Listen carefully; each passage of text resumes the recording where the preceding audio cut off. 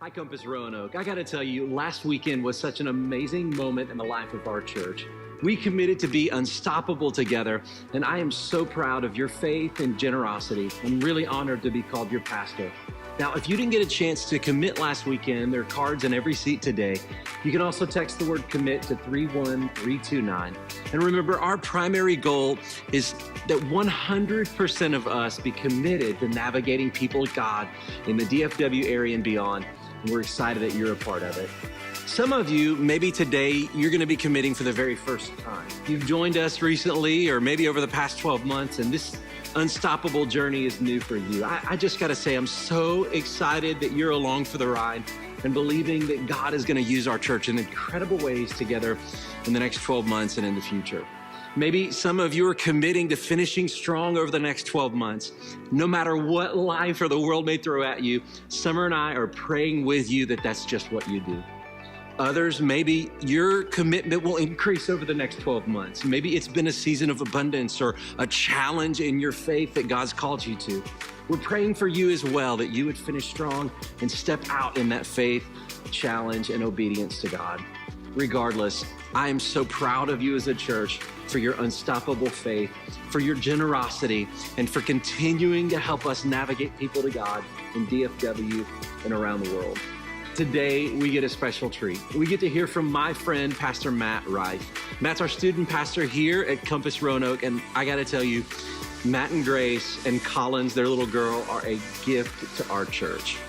And I believe Matt's got an incredible word for you today. So when he comes out, would you do me a favor? Would you give him an incredibly raucous, get rowdy in here, Compass Roanoke, welcome. I am so excited to hear all that God says today and can't wait to see you next week as we start our brand new series, March Madness.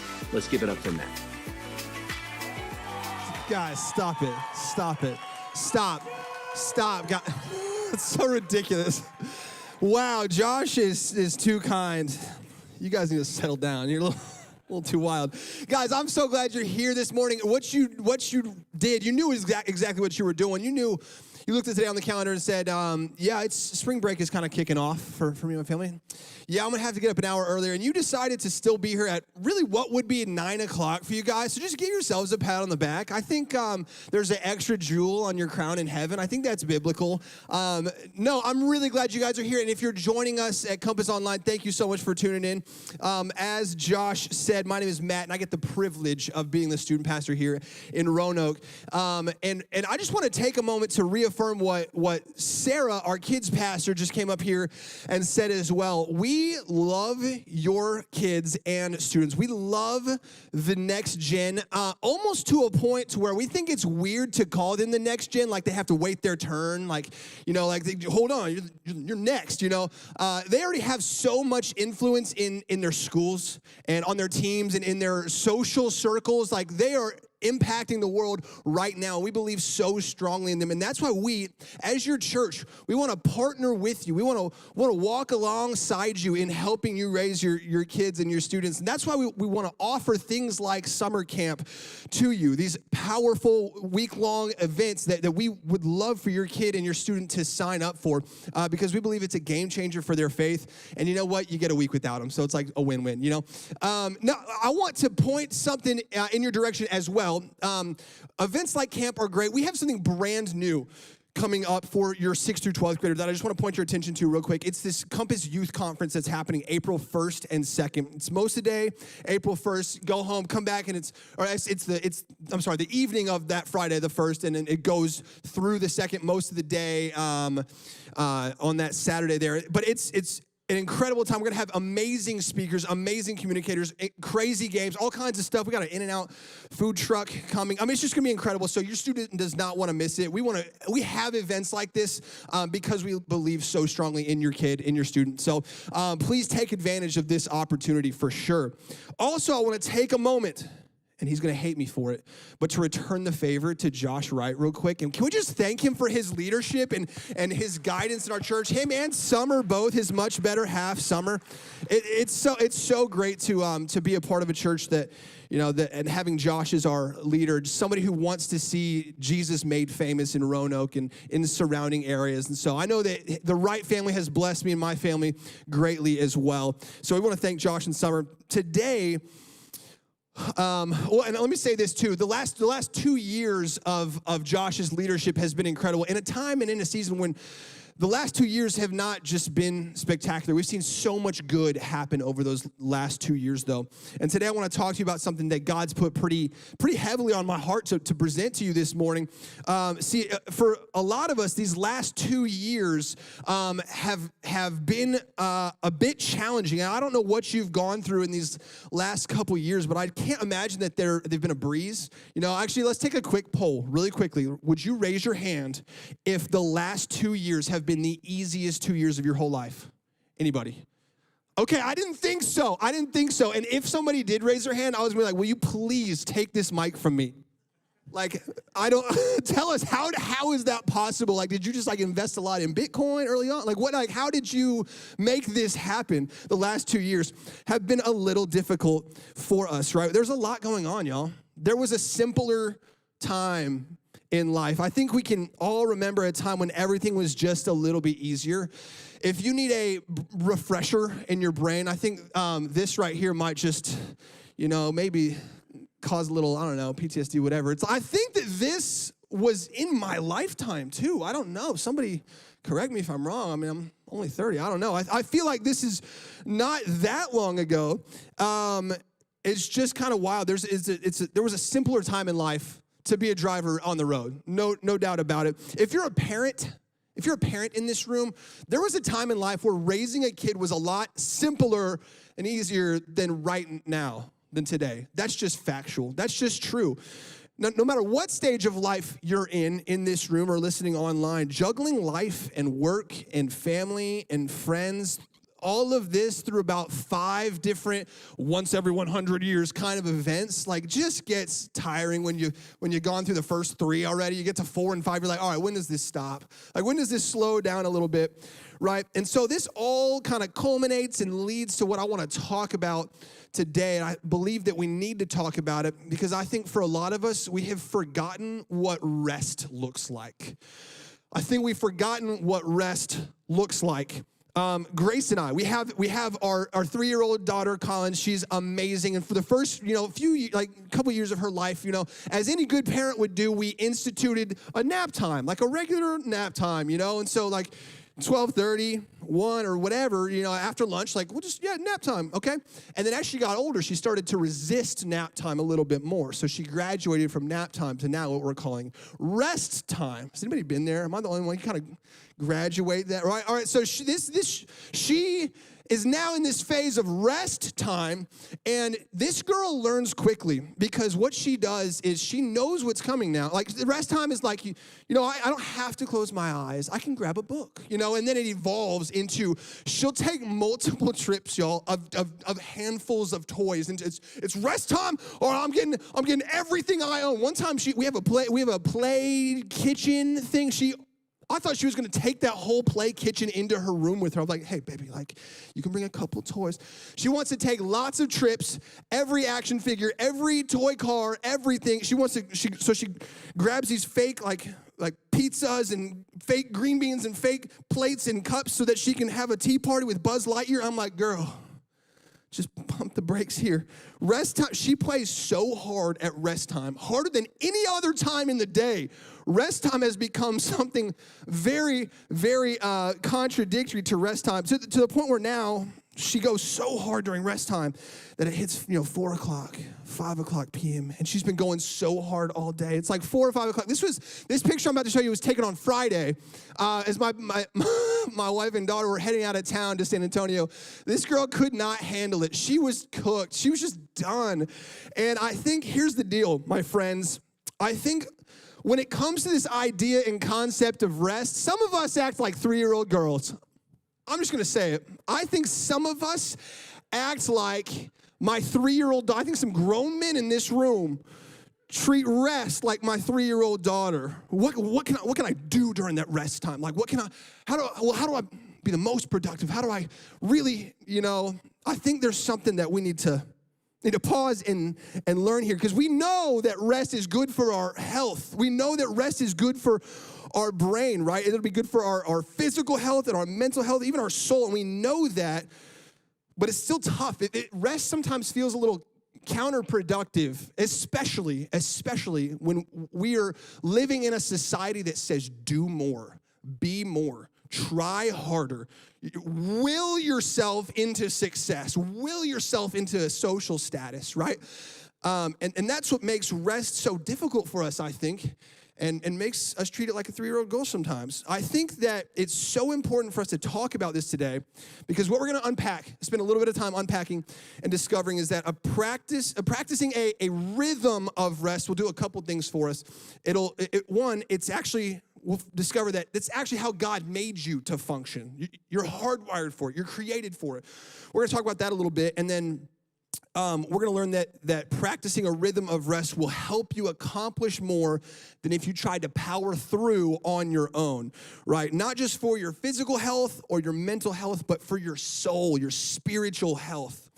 So that leads us to the question, then, what is rest? We're going to talk about it. What is it? Let's call it what it is. Is rest sleep? Is that rest? Is rest watching the sunset on a beach with a pina colada in hand? Like, is that rest? Is rest, if you're a mom in here, is rest just 7 minutes away from your kids? Like, is that what rest looks like? Just 7 minutes away from my kids? Maybe it could look like that, and that's what I want to say is it could be all of those things, but it can also be none of those things. It can also be none of those things. I want to take a look for a second at how God made life, okay? We literally reset roughly every 24 hours. You're programmed to reset every 24 hours roughly for 7 to 9 hours. I'll just call it what it is. 7 to 9 hours is what you're kind of, supposed to get, right? If you're, between the ages of like 12 and 22 right now, maybe this spring break, you'll be resetting for like 12 or 13 hours. I don't know how, there's no judgment in here, that just may be what it is, all right? Who's to say? But we literally turn off. We go away, and our brain heals, and our body heals, and we go to sleep. That's how we're hardwired.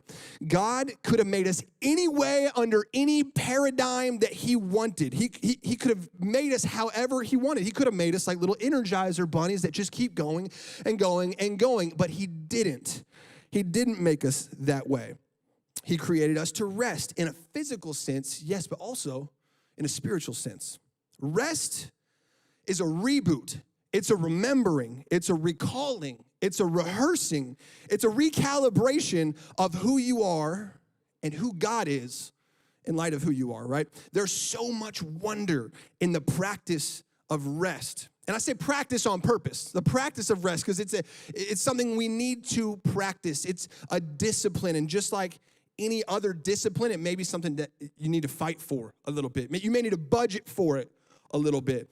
And I'll expand on this thought in just a second. Put a little pin in this, right? You have to get rest, you need to put forth a little discipline, a little practice. Let's put a pin in that thought right now, because we will come back to it. Really, this concept of rest goes back to the beginning of time. This is the context that I want to set for us right here, is this. If we look at Genesis, the first book of the Bible, Genesis, meaning origin, that we see God created mankind and earth and life and everything, animals, all of existence in 6 days. He did this in 6 days, and then on the seventh day, he rested. He rested, right? And he gave this revelation to Moses, right? To jot this down in Genesis, that there's this noteworthy fact. It's something that is worth noticing, and it's that God rested on the seventh day. Did he need to? No. Well, here's the thing. You'll have, Christians love to argue about stuff that's not super important. I'll just say that. It's just true. So you'll have scholars and different people, argue about, was it a literal 7 days? Was it 7 24-hour time periods? Did God rest for one 24-hour time period and then work the other 6 24-hour time? time periods. It's like, it doesn't matter. If that's what we think about, we miss the point. Because here's what the point is that Moses realized that it is noteworthy. It was revealed to Moses that God did something in resting. He accomplished something in resting. It's noted that God took a stretch of time to set the pace for his creation. He took a stretch of time to model for his creation something good, something that we need. And what's crazy to me is that throughout all of the Old Testament stuff that you see in the Bible, he chooses a people group that he is going to save the world through. The Israelites, these are his people, his chosen people.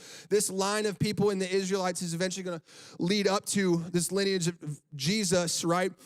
And what he does for these Israelites is he establishes this rhythm of rest with a Sabbath, a day of rest, right? Called a Sabbath. There were other nations in the Old Testament that were not the Israelites, lots of other different people groups. What's so interesting is that, they didn't have this Sabbath. God enforced this Sabbath on the Israelites. It's interesting because what God is doing is he's saying that, listen, you guys try your best to work 7 days a week. See how that goes. My people will honor me and do what you can do in 7. You try your hardest, they'll do it in 6. And they'll rest in me. They'll do it in 6. They can do it in 6, right? And you actually see that this Sabbath, remembering the Sabbath, remembering who God is, this pausing, is actually the 4th commandment in the 10 commandments, right? Like, this was a big deal to them. The Israelites would keep a Sabbath day to remember the Lord. There's something about rest that's a supernatural gift from God.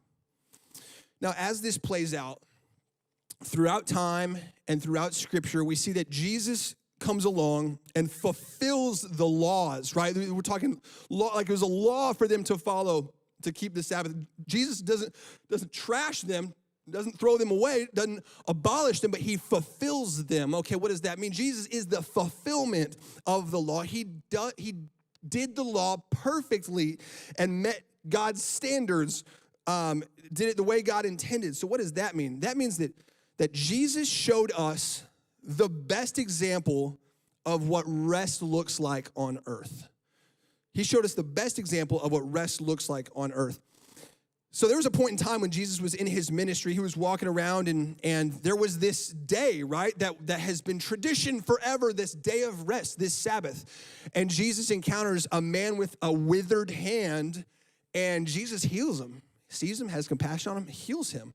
And the Pharisees were these teachers of the law, right? The religious elites, like they saw this and they confronted Jesus about this. And they thought they were on him. They thought they got him, right? Oh my gosh, you healed somebody on the Sabbath? Got him, got you, get the cuffs, right? Like they thought they had something on him. And this is what Jesus turns around and he says in Mark 2:27. He said this to them. The Sabbath was made for man, not man for the Sabbath. The Sabbath was made for you.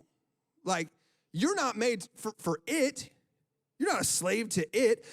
The Sabbath, this God-instituted rest, was made for you and me. We weren't made for it like we are sinners if we disobey it. But it has so much value to our lives that we need to pay attention to it.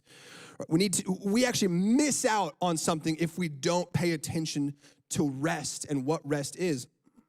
And really, side note, with rules like this, right? With rules like the Sabbath, okay? I don't know where, something happened along the way to us and the way that we think. And maybe you'll agree with me, and maybe this is where you're at too. I think that sometimes we picture God as like this cosmic highway patrol car where you're not getting off if you mess up. He will get you, and he will give you a citation. Like, I think that we have this view of God sometimes where he is this cosmic killjoy, right? Like this rule setter, right? He wants to set these rules, and if you break them, you're in trouble, and he's looking to get you. I think sometimes we think a lot of these rules were set by God and he watches us, and if we break them, we're in trouble. And I think that's totally such a backwards misunderstanding of rules and things that God like put in place. The nature of rules and guidelines that God put in place is to help you live the most fulfilled life in step with him. Every rule that's made is so that you can have a better life. You can live better in walk and in step and in stride with God. It's for you, a more fulfilled life. Every rule that's made, God is watching out for us, right? He has these guide rails of grace that help us to not self-inflict our souls with unnecessary damage. And that's just a side note. I just had to say that because I think sometimes we just forget. We just forget rules like this Sabbath rule. Like we just forget that God placed this for us for you and for me. And so the same is true, for this guide rail of rest. There's something about it that we need to pay attention to this morning. We got to pay attention to it. There's one more verse I wanted to point out in the New Testament that I think we need to hear this morning, and it's in Hebrews. It's Hebrews 4, 9 through 11. I want us to take a look at this real quick together. It says this: So there is a special rest still waiting for the people of God. For all who have entered into God's rest has rested from their labors, just as God did after creating the world. So let us do our best to enter that rest. There's a special rest that God offers you, a special rest that God has for us, the kind that heals not just our brains while we're sleeping or not just our minds where we're laying on the beach, right, in peace, like a kind of rest for your soul, a different kind of special rest for us. And I think that the part that hits me the hardest is that last sentence on it. It says, let us do our best to enter that rest. Do your best to enter that rest. It's interesting. It's important for us to look at because what this is suggesting, what the writer is suggesting is that it takes effort for us to choose that rest. It happens by choice, not by chance, right? You need to make an effort. And that seems like an oxymoron if I've ever heard one, right? That sounds like total opposites. Like, if you want to rest, you better try your hardest to rest. It's like, I'm trying to rest. It just seems like opposites, you know? But add that to the list of opposites that are shown in the Bible that Jesus talks about. He talks about, hey, the first shall be last. What? Jesus? If you want to find your life, you got to lose it. You got to lose your life first so then you can find it. What? If you want to be the greatest, you got to be the servant of all. Okay, Lord. All right.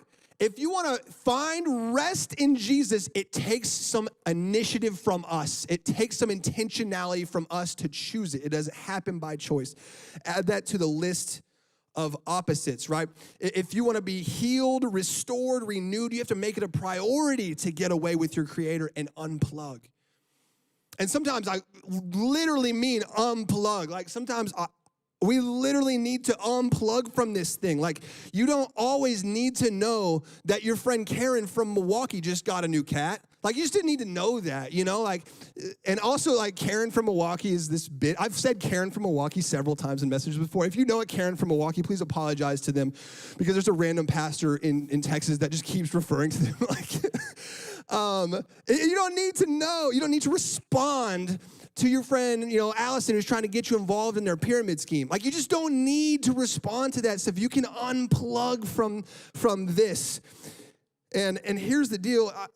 I'm going a little off scripture, but as a true millennial, right? Like, I grew up as I'm a true millennial, right? I'm 30, and so I've had social media since I was like 12, right? I can tell you that social media has never really brought me any peace. My devices have never really brought me any peace at all. Let me tell you, there is nothing more stressful than being a middle schooler and having to pick your top 8 friends on MySpace. There is nothing more stressful than that at all.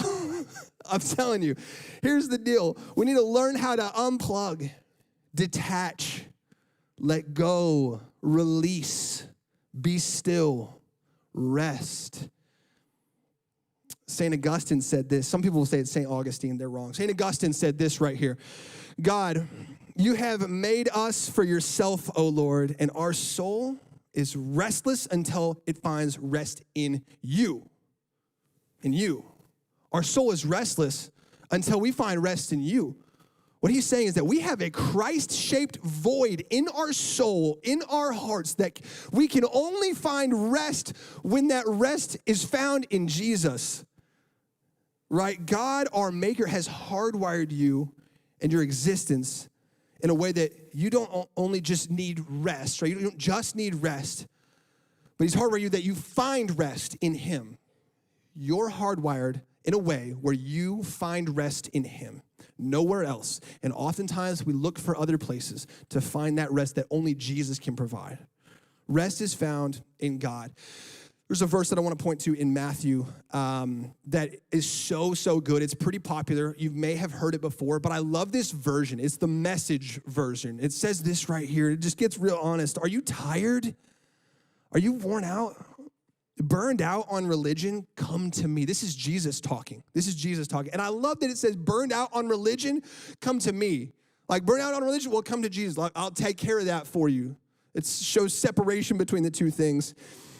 You burned out on religion? Come to me. Get away with me, and you'll recover your life. I'll show you how to take a real rest. Walk with me. Work with me. Watch how I do it. Learn the unforced rhythms of grace. I won't lay anything heavy or ill-fitting on you.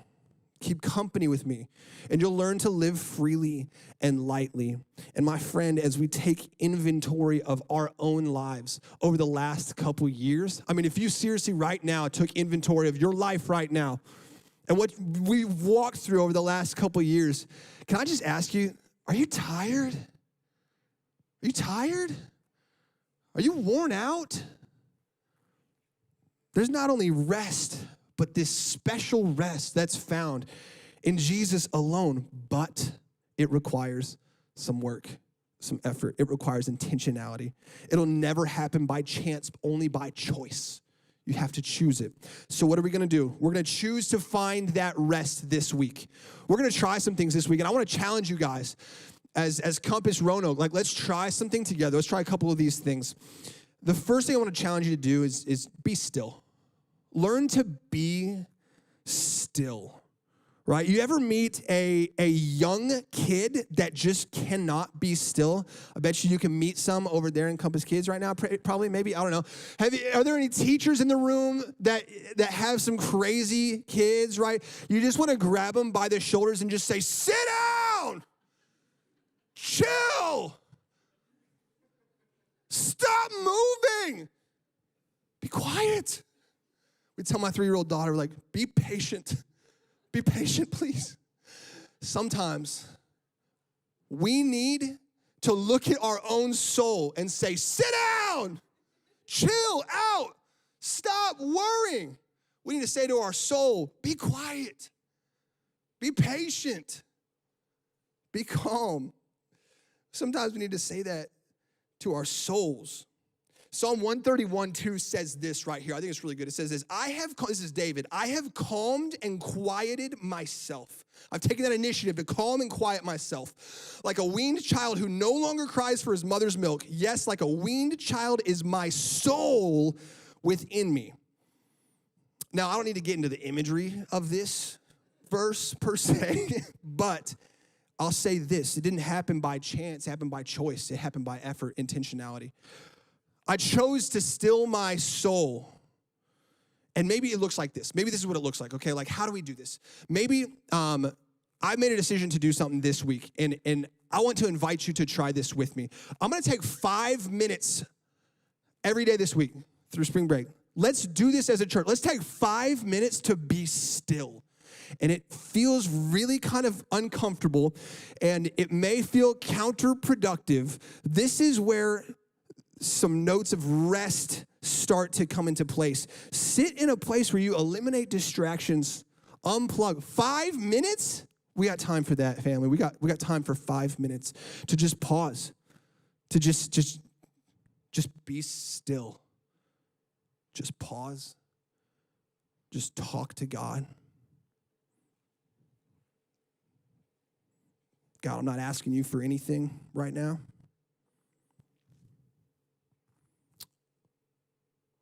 We're just going to sit here and remember who you are, God. Remember who we are. Don't need anything right now from you, God. You're enough. God, I went to sleep and I woke up and the world is still moving. And I didn't do that. 5 minutes. It feels weird. It feels awkward.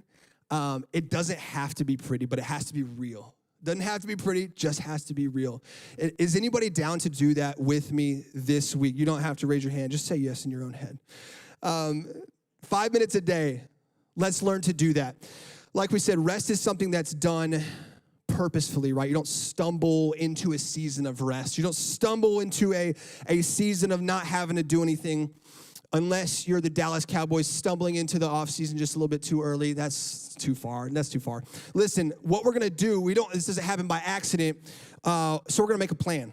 That's number 2. These are the 2 things I want to talk about, is being still and making a plan. Proverbs 13:16 says this: a wise man thinks ahead, a fool doesn't and even brags about it.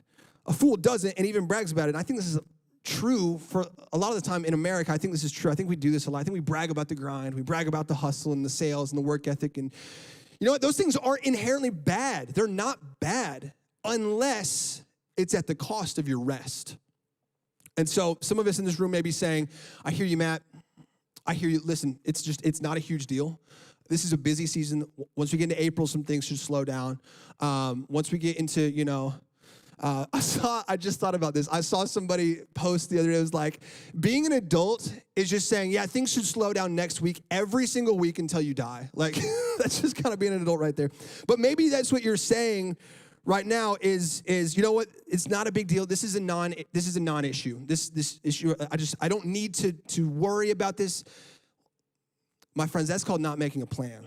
And so I want to say, don't put yourself in the foolish category of this verse here, because the truth is, my friends, it may be hurting your family. Your lack of rest may be hurting your friendships. It may be hurting your intimacy with God. It may even be hurting your marriage over time. Make a plan. If it's a problem, acknowledge it. Call it what it is. Acknowledge it and call it what it is. There have been many times in my life where I would take a work call late, or I'd be working on something late, and I'd be more concerned about doing something good instead of resting in something great that God has for me. I have a choice in front of me, and I choose to work on something good. That's why it's so sneaky, is because it's good still, instead of resting in something great, right? So that's what we're going to do. We're going to make a plan. Let's make a plan real quick, all right? Let's make a defensive plan and an offensive plan. Every good team has a defensive plan and an offensive plan. And wow, Matt, what a segue to advertise our March Madness series coming up next week. Wow. Listen, actually, I do want to say something about that. Josh will be back next week, and I really want to encourage you guys to be a part of this March Madness series. We got a lot of fun things planned for you. Please make it a priority to not miss this next series coming up. But let's make a plan right now today about rest. How about that? A defensive plan, what does that look like? What kind of boundaries can you set that will help you rest in God, right? What kind of boundaries, what kind of things can you subtract? What kind of walls can you set up? Make a defensive plan. Maybe it is boundaries with your phone and social media. Do you need to make some new family rules? You need to establish some new family rules? Maybe no phone at the dinner table. Is that you guys? Would that be good for your defensive plan? Maybe you actually need to utilize these screen time settings. If you have an iPhone, if you're Team Apple, if you're not, I'm so sorry. But if you are, there's literally something you can manage the screen time. You can limit, you can cap how much you're using your phone. That's a real option. You have that ability, and it'll cut you off. If you don't trust yourself, maybe you start using it. Maybe you decide that in your defensive plan, that's something you're going to look for in your phone, in your settings, and start utilizing that for the first time. Maybe for you, it's blocked off time for you and your spouse. Maybe your defensive plan involves, you not taking work calls at home. Maybe it means blocking off a night of the week or a night of the month to get out, to get alone with your spouse and reconnect with them. Maybe it's to block off time for you and God. This is a great defensive plan right there. Block off time with you and God, but it requires effort. It's a time that you gotta set up some of those defensive things to block off some of that time, right? This is where rest is found, in blocked off time for God. Let's look at an offensive plan real quick. What kind of things can we add to our offensive arsenal, right? What actions can you take to help you live in God's rest? How do we start to get kind of aggressive about this, right? Because remember, we're talking about doing our best to enter God's rest. How can we get aggressive about doing our best? Maybe for you, you would join me in choosing to spend 5 minutes a day in just silence, in being still. Maybe you decide today, all right, now I can give 7 days. I can give 5 minutes 7 times to just see what God does with those 5 minutes. I want to encourage you this. If you do decide to do that, if you do decide, okay, I am going to do that 5 minutes of being still, would you let one of us know? Would you reach out to a pastor that you know here or our social media and just let us know how that went for you? I'd love to be in on that and hear what God did with your 5 minutes of being still. But that's a great offensive strategy. Maybe it looks like being aggressive in choosing to have a consistent prayer time. Maybe your prayer time looks a lot like mine when it starts to struggle when I'm not paying attention to it. So maybe we're going to get aggressive about our prayer life. Maybe you choose to open your Bible before you open your email. That may be an option. That may be for you. Or social media. That's tough.